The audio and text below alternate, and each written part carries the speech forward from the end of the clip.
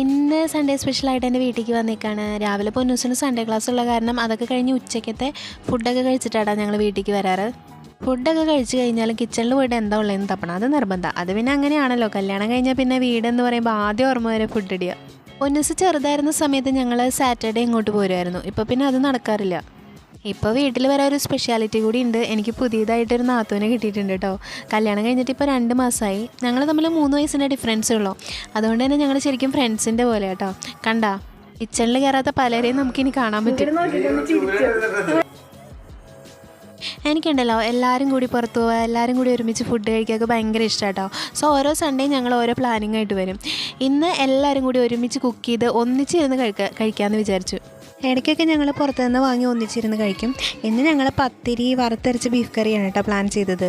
അത് അതിൻ്റെ ഒതൻറ്റിക് സ്റ്റൈലിൽ നല്ല തേങ്ങാപ്പാലിലൊക്കെ സോക്ക് ചെയ്ത പത്തിരിയിൽ നല്ല വറുത്തരച്ച ബീഫ് കറി കഴിക്കും. എന്താ അന്തസ്.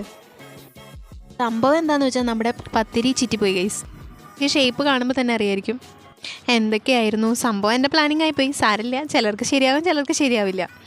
ഇനിയിപ്പോൾ അങ്ങനെ പറയാലോ. ഞങ്ങൾ ഫുള്ള് വാചകടിയാണ് കേട്ടോ, എന്തൊക്കെയോ പറയുന്നുണ്ട്. എന്തൊക്കെയായാലും എല്ലാവരും കൂടിയിട്ട് നല്ല വൈബായിരുന്നു കേട്ടോ. പിന്നെ ഈവനിങ് ആയപ്പോൾ ഞങ്ങൾ കോൾപ്പാടം കാണാൻ പോയി. ഇറ്റായ കാരണം അതിൻ്റെ വീഡിയോ എടുക്കാൻ പറ്റിയില്ല കേട്ടോ. ഉണ്ണിയോളനെ കൊണ്ടുപോയില്ല, അവർക്ക് ചെറിയ ചുമയൊക്കെ ഉള്ള കാരണം മമ്മിയുടെ അടുത്താക്കിയിട്ട് ഞാനും നാത്തൂനും കൂടിയിട്ടാണ് പോയത്. അവൻ മുമ്പേ ഫ്രണ്ട്സിൻ്റെ കൂടെ പോയിട്ടുണ്ടായിരുന്നു. അത് കഴിഞ്ഞ് നൈറ്റായിട്ട് ഉള്ള കലാപരിപാടിയാണ് കേട്ടോ കാണുന്നത്. അച്ഛൻ്റെ പുറത്താണ് കേട്ടോ ടൂണ്ടൂസിൻ്റെ ചവിട്ട് നാടകം നടക്കുന്നത്. ഞങ്ങളിവിടെ തൃശ്ശൂർ സൈഡിൽ അമ്മയുടെ ആങ്ങളേനെ അച്ഛാന്നാട്ടോ വിളിക്കുക. പിന്നെ പൊന്നൂസിന് രാവിലെ സ്കൂളിൽ പോകാനുള്ള കാരണം ഞങ്ങൾ നൈറ്റ് ആയപ്പോഴേക്കും തിരിച്ച് വീട്ടിലേക്ക് പോയിട്ടാണ്. ഇപ്പോൾ പിന്നെ വീട്ടിൽ നിന്ന് പോരുമ്പോൾ ഭയങ്കര വിഷമമൊന്നുമില്ല കേട്ടോ. കാരണം ഇടയ്ക്ക് ഞങ്ങൾ ഇങ്ങോട്ട് വരാറുണ്ട്.